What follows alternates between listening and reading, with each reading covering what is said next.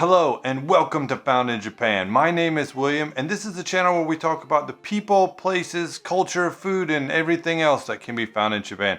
And today we're going to be talking about Kodomo no Hi, or Children's Day. So you might be wondering what's this on my head, and this is called a Kabuto, and Kabuto means like samurai hat. And if you stick around to the end, I'll show you how to make this on your own so you can have your own Kabuto for Children's Day. Kodomo no Hi, or Children's Day, is celebrated all throughout Japan. And while it's called Children's Day, usually it's more implied as a boys' day. This is because on March 3rd, or Mimi no Hi, or the third day of the third month, is Hina Matsuri, or Girls' Day. Traditionally, Kodomo no Hi was for the fathers and the first sons, or the boys in the family. But after the war, it was changed to include all children, boys and girls, as well as mothers, not only fathers. The ancient name for Kodomo no Hi is Tango no Seku, which means the first horse of the fifth moon. So in ancient times, Japan used the lunar calendar, and now they use the Western Gregorian calendar, and the day was settled to be the fifth day of the fifth month.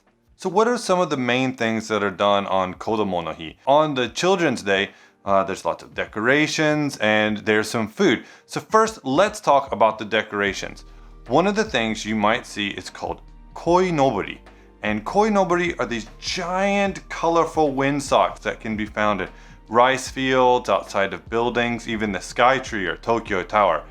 Even now, you can find them in my house. I just changed that one over my shoulder right there. So in the fable that this is based on is the koi fish that swims up a waterfall will become a dragon. So it's believed that young men or boys, children who fight and persevere can become stronger. We don't have any outside my house because I live several floors up and it would be kind of dangerous.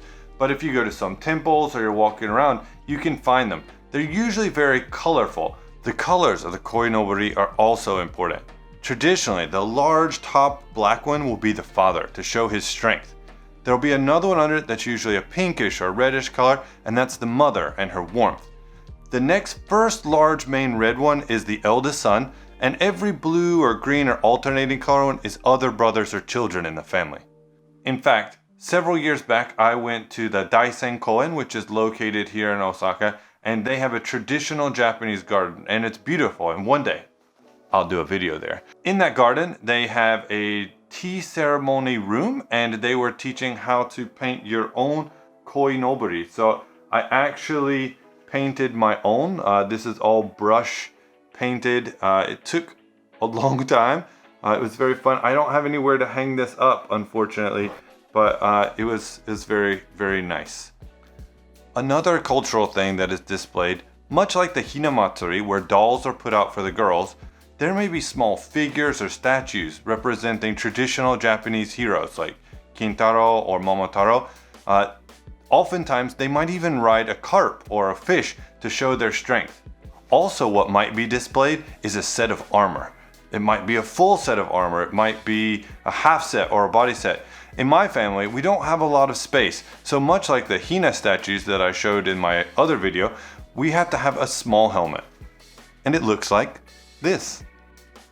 It actually sits in front of a board in a window with some carp. I think it's pretty cool. It's very nice. It's nice to have one because sometimes they can be very big, and the bigger they are, the more expensive they are. I actually saw a friend of mine the other day made a video where they're walking on the street and they found a used one for like 2,000 yen that was completely cast iron, it looked like, and it was actually too heavy to carry.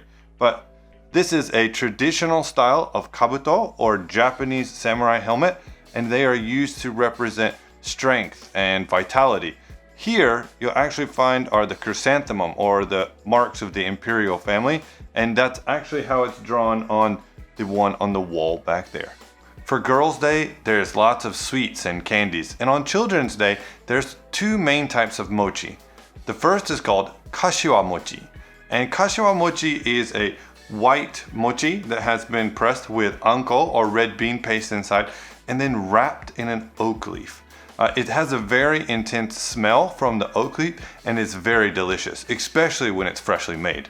The other is called a Chimaki, and it's a type of sweet mochi gohan or sticky rice that has been wrapped in an iris or bamboo leaf. It has a very delicate smell to it and taste, and they're very, very good. Now for what you've been waiting for. In order to make the kabuto or hat, you're gonna need some newspaper to make one if you wanna wear it. Or you can just use smaller square pieces of paper. I'm just gonna be using some plain square pieces of origami paper. I think for this one, I'm gonna use the purple, or in Japanese, murasaki. So the first thing you're gonna need to do is if you have a white background, it'll make it much easier to see this lining. Place the paper down and fold it across into a triangle. Make sure to press each corner into a nice crease.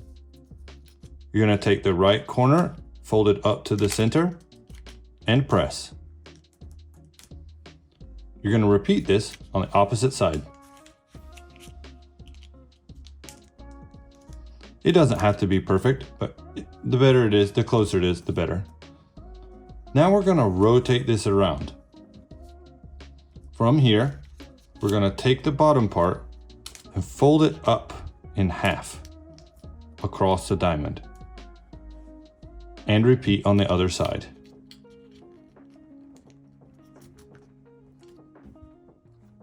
From here, we're gonna take this and around the middle part, fold it into the center line here, creating these little wings.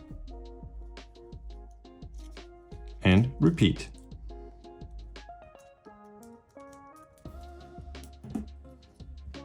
The next step is to create this lip. I'm gonna fold the bottom portion, inner piece, up to about here, and take the remainder and fold them over. This will help hold everything in place. The next step is to take the last piece here on the back and first fold it up to the top to make a crease. From here, we're gonna take it and actually insert it inside and push it to fold along the crease. And there you have it, your very own. And that's how you make kabuto, or the Japanese helmet, out of a piece of paper.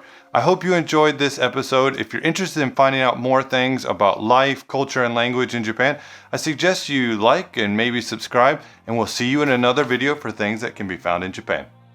Mata ne. Bye bye.